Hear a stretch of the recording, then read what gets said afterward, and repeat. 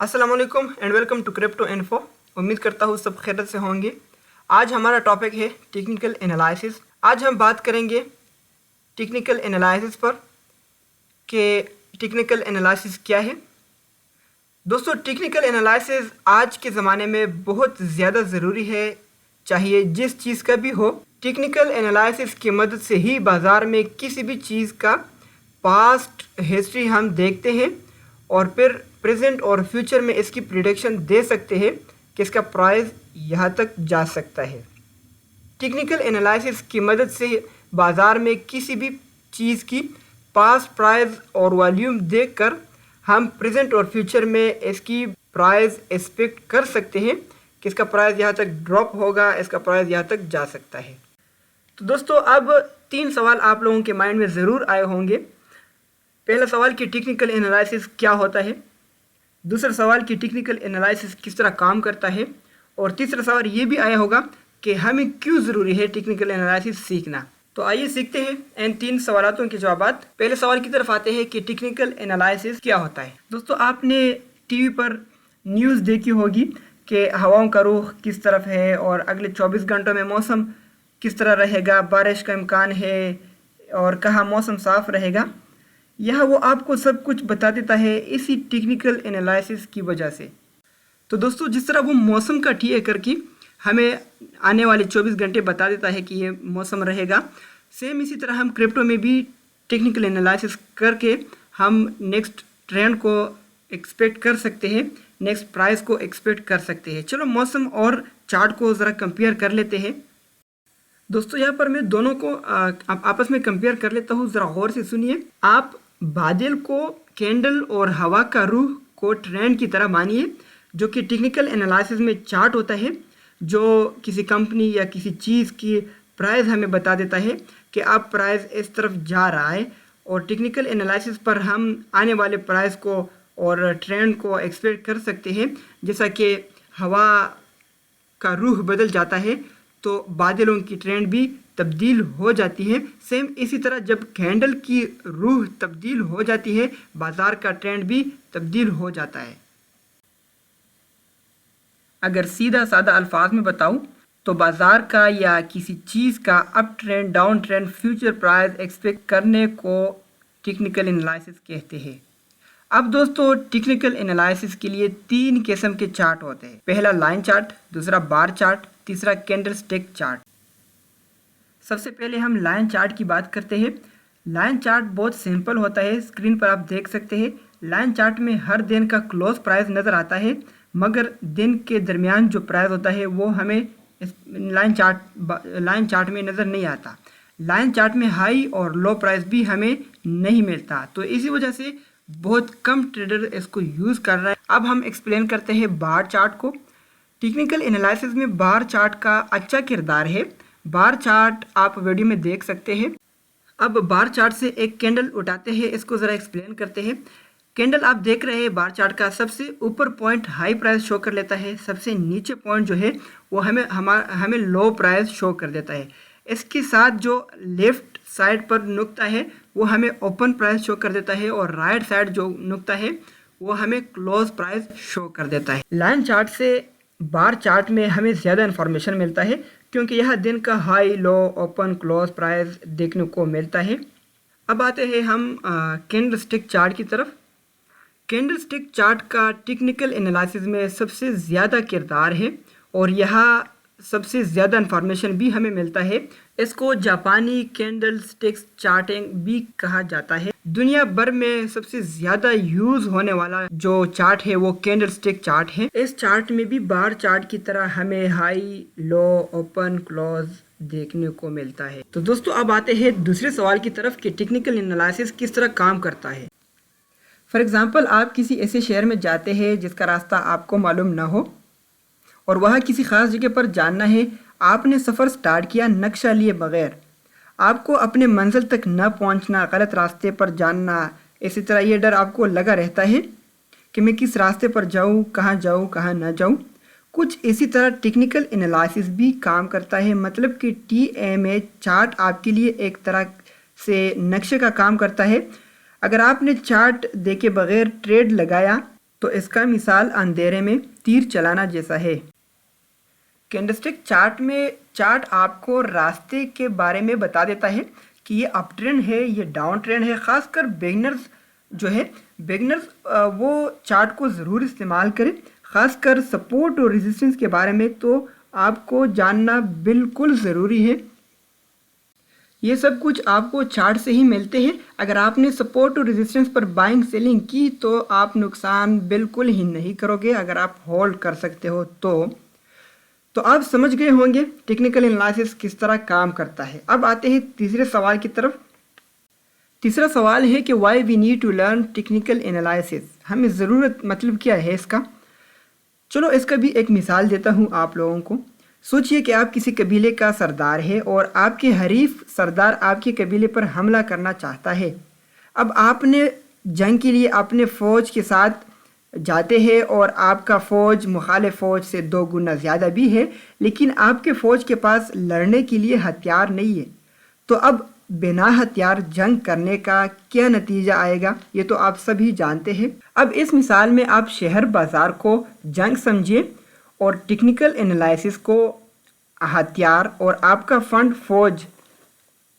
तो जैसा कि बिना हथियार जंग नहीं होती, तो इसी तरह बिना टेक्निकल एनालिसिस आप शहर बाज़ार से प्रॉफिट गेन नहीं कर सकते,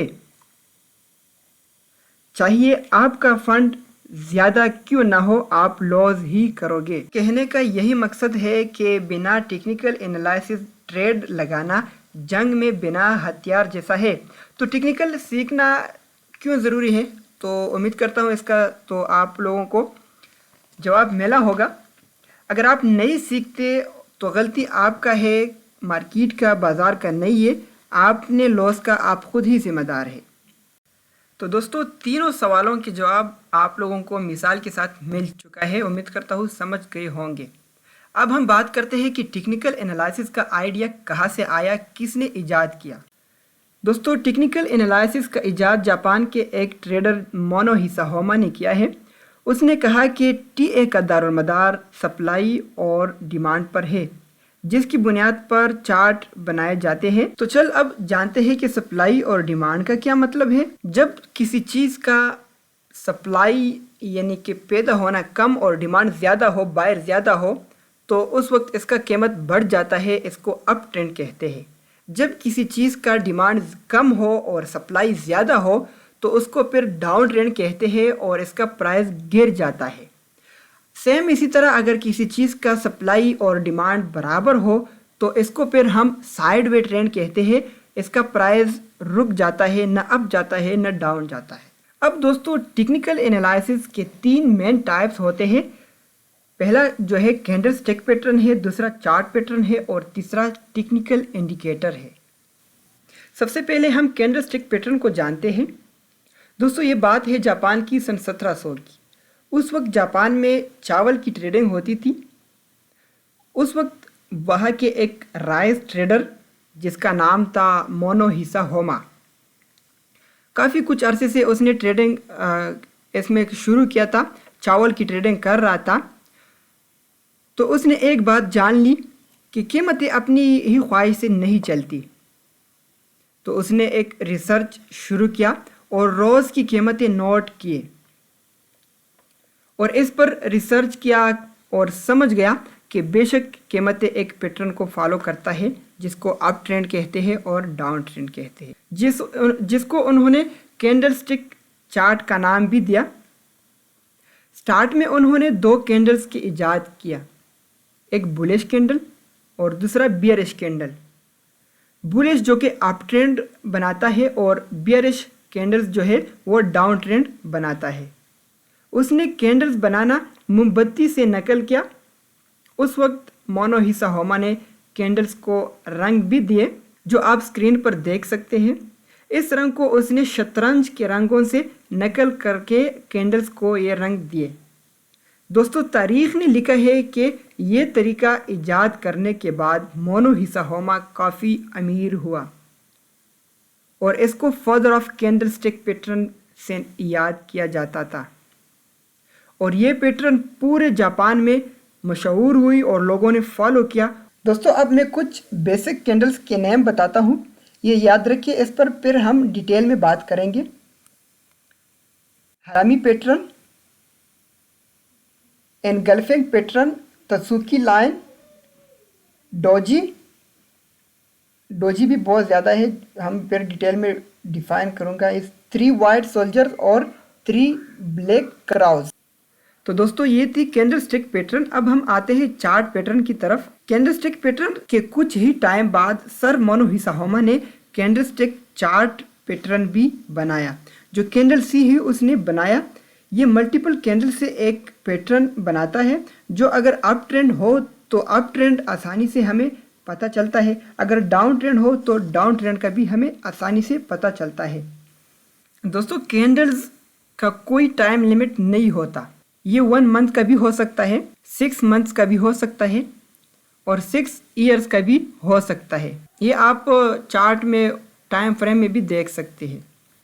तो दोस्तों जिस तरह मैंने बात की कि मल्टीपल कैंडल्स जब इकट्ठे हो जाए तो वो चार्ट बना लेता है और फिर हमें उससे पता चलता है, यानी ट्रेडर्स को ये आसानी पैदा होती है कैंडल से कि अप ट्रेंड है या डाउन ट्रेंड है।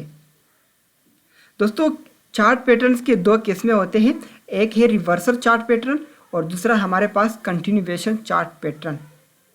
अब आते हैं रिवर्सल चार्ट पैटर्न्स, थोड़ा सा जान लेते हैं कि रिवर्सल चार्ट पैटर्न क्या है। दोस्तों रिवर्सल चार्ट जब बनता है ट्रेंड में कैंडल्स अपोजिट बनते हैं, जैसा कि अप ट्रेंड स्टार्ट हो तो बियरिश रिवर्सल चार्ट पैटर्न बना तो डाउन ट्रेंड शुरू होगा, और अगर डाउन ट्रेंड शुरू है तो बुलिश रिवर्सल चार्ट बना और डायरेक्टली ट्रेंड ब्रेक कर लेता है down trend, up trend start होता है।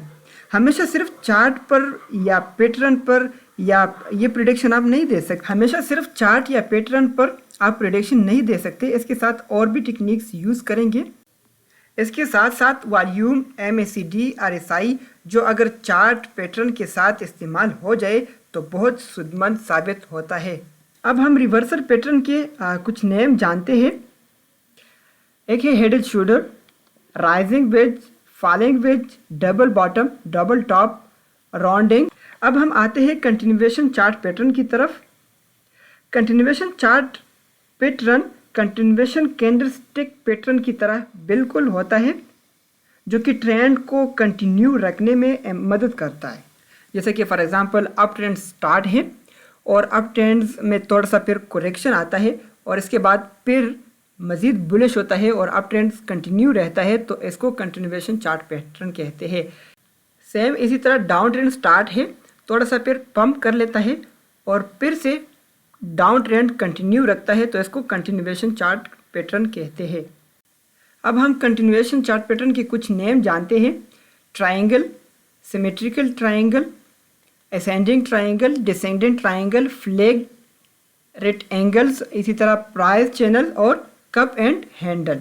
दोस्तों टेक्निकल एनालिसिस में चार्ट पैटर्न की मदद से हर वो बंदा ट्रेड करता है जो लॉन्ग टाइम के लिए बाजार मार्केट में स्टे करता है, जिनका सोच एक दिन में मार्केट से एग्जिट होने का नहीं है, वो ट्रेंड चेंज करने तक सब्र कर लेता है। माहिरीन कहते हैं कि जब आपको लगे कि मैंने सब कुछ सीख लिया, तब आपने ट्रेडिंग में यानी ट्रेडिंग की दुनिया में, ट्रेडिंग के मैदान में उतरना चाहिए, क्योंकि आपके टाइम से ज़्यादा कीमती जो है आपका फ़ंड है, जिस पर आप तो फिर बाद में ट्रेडिंग भी कर सकोगे। अगर आपने फ़ंड पहले से ही ज़ाया किया तो फिर आप कैसे ट्रेडिंग कर सकोगे। तो दोस्तों कैंडल स्टिक पैटर्न और चार्ट पैटर्न तो आपने जान लिया होगा। अगर आपका कोई क्वेश्चन है तो आप कमेंट में कर सकते हैं। अब हम आते हैं टेक्निकल इंडिकेटर्स की तरफ। दोस्तों टेक्निकल इंडिकेटर्स कैंडल चार्ट और चार्ट पैटर्न यूज़ करते हुए आपका यकीन बढ़ जाता है। टेक्निकल इंडिकेटर्स टेक्निकल एनालिसिस का सबसे अहम हिस्सा है। सबसे पहले मैं ये भी बताना चाहता हूँ कि हर इंडिकेटर हर जगह काम नहीं करता और न आपको परफेक्ट सिग्नल देता है। आपको अपने आप को इंडिकेटर के साथ परफेक्ट बनाना है, तब इंडिकेटर परफेक्ट काम करेगा। अलग अलग इंडिकेटर्स अलग अलग स्टॉक पर अलग अलग वक्त पर काम करता है। जैसा कि मैंने बताया कि बाज़ार में सैकड़ों इंडिकेटर्स होते हैं, हर एक इंडिकेटर को फॉलो करेंगे तो आप कंफ्यूज हो जाएंगे। तो इस वक्त आपने सिर्फ उन ही इंडिकेटर्स पर तवज्जो देना है जो सबसे बेस्ट है, सबसे इजी है। टेक्निकल एनालिसिस में जो बहुत से इस्तेमाल होने वाले हैं वो आपको मैं थोड़ा सा यहाँ पर नेम भी बता देता हूँ। दोस्तों, टेक्निकल एनालिसिस में सबसे ज़्यादा यूज़ होने वाले indicators MACD, RSI, Bollinger bands, ADX, super trend, moving average, stochastic oscillator. दोस्तों, इंडिकेटर्स को भी दो हिस्सों में तकसीम किया गया है। एक होता है लीडिंग इंडिकेटर और दूसरा है लैगिंग इंडिकेटर। चलो सबसे पहले बात करते हैं लीडिंग इंडिकेटर की। ये इंडिकेटर अपने नेम की तरह काम करता है। बाज़ार में ओवरबॉट और सोल्ड हमें बताता है। ये इंडिकेटर बहुत अहम है उनके लिए जो कम वक्त के लिए बाज़ार में एंटर होते हैं। ये इंडिकेटर अप डाउन की सिग्नल देते हैं और जो ट्रेडर्स इसको फॉलो करता है वो ज़बरदस्त प्रॉफिट गेन करता है। लीडिंग इंडिकेटर में बेस्ट RSI और स्टोचेस्टिक ऑसिलेटर है। लीडिंग इंडिकेटर का सबसे अच्छी बात यह है कि बाय और सेल करने का सिग्नल मिल जाता है। इसमें लीडिंग इंडिकेटर आपको तब बाय करने का सिग्नल देता है जब बाजार और सोल्ड हो जाए। जब बाजार और बोर्ड हो जाए तब आपको सिग्नल देता है कि अब आप मार्केट से निकल जाओ। अगर आप एक इंडिकेटर फॉलो कर लेते हैं, फॉर एग्जांपल RSI आप फॉलो कर लेते हैं, तो आप 1% भी लॉस नहीं करोगे।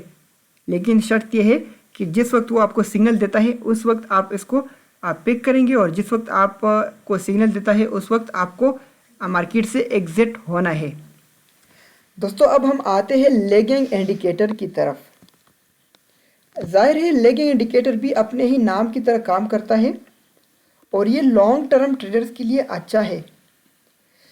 दोस्तों, लैगिंग इंडिकेटर्स में आपको बाय और सेल करने का सिग्नल नहीं मिलता कि अब यहाँ पर बाय करो या अगर लाइन क्रॉस हुए तो बाय करो या वो करो, लेकिन ट्रेंड का बिल्कुल आपको बता देता है कि ये अप ट्रेंड है या डाउन ट्रेंड है और इसके साथ साथ में आपको सपोर्ट और रेजिस्टेंस का भी बता देता है। दोस्तों, लैगिंग इंडिकेटर में सबसे बेस्ट मूविंग एवरेज और MACD इंडिकेटर है। लैगिंग इंडिकेटर का सबसे बड़ा काम ये है कि ये हमें ट्रेंड के बारे में बता देता है कि ये अप ट्रेंड है या ये डाउन ट्रेंड है। ये हमें लीडिंग इंडिकेटर की तरह सिग्नल नहीं देता कि अब यहाँ पर बाय करो या यहाँ पर सेल करो, और जब मिलते भी है तो बहुत कम मिलते हैं या फिर हम अपना ही माइंड यूज़ करके मतलब सिग्नल प्रोवाइड कर लेते हैं उससे। लैगिंग इंडिकेटर स्लो मूविंग करने वाले बाज़ार में काम नहीं करता। ये इंडिकेटर तेज़ बाज़ार में अच्छा काम करता है, मतलब क्रेज़ी पंप और क्रेज़ी डंप बाज़ार में ये अच्छा काम करता है।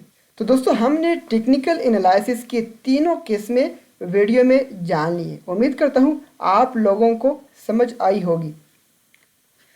अब आप में से कुछ ऐसे भी सोचते होंगे कि इनमें से सबसे बेस्ट पैटर्न कौन सा है। तो मैं बताता चलूँ कि तीनों ही बेस्ट है, क्योंकि आप तीनों आपस में मिलकर इस्तेमाल करेंगे। आपको इनको जानना बहुत ज़रूरी है। इन तीनों का जानना आपके लिए बहुत ज़रूरी है। दोस्तों, आखिर में ये भी बताता चलूँ कि टेक्निकल एनालिसिस सीखना बहुत इजी है, क्योंकि सस्ते से सस्ते कंप्यूटर्स, लैपटॉप पर आप टेक्निकल एनालिसिस कर सकते हैं, प्रैक्टिस कर सकते हैं और आप सीख सकते हैं। लेकिन टेक्निकल एनालिसिस का एक्सपर्ट बनना मुश्किल होता है। टेक्निकल एनालिसिस पर अमल करना, इस पर यकीन करना मुश्किल होता है। तो इसका एक्सपर्ट आप कैसे बनेंगे? फिर आप लोगों के माइंड में ये सवाल आया होगा। इसका एक्सपर्ट आप प्रैक्टिस से बनेंगे। आगे जो भी मैं वीडियोस बताता हूँ या इस वीडियोस में जो भी मैंने बताया, इस पर आप प्रैक्टिस करेंगे। जो कैंडल्स मैंने बताए, जो भी मैंने बताया, जो इंडिकेटर्स मैंने बताए, वो सब पर आप प्रैक्टिस करेंगे तो आप इसका एक्सपर्ट बन सकते हैं। जिस तरह कहते हैं कि प्रैक्टिस मेक मैन परफेक्ट, तो इंशाल्लाह आप परफेक्ट बनेंगे। और जिस तरह मैंने कहा कि कोई भी इंडिकेटर परफेक्ट नहीं होता, आप खुद ही परफेक्ट बनेंगे इंडिकेटर्स के लिए और इंडिकेटर से ही आप काम लेंगे, तब आप परफेक्ट ट्रेड कर सकोगे। अदरवाइज इंडिकेटर भी आपको लॉस दे सकता है। नेक्स्ट वीडियो में फिर मिलते हैं।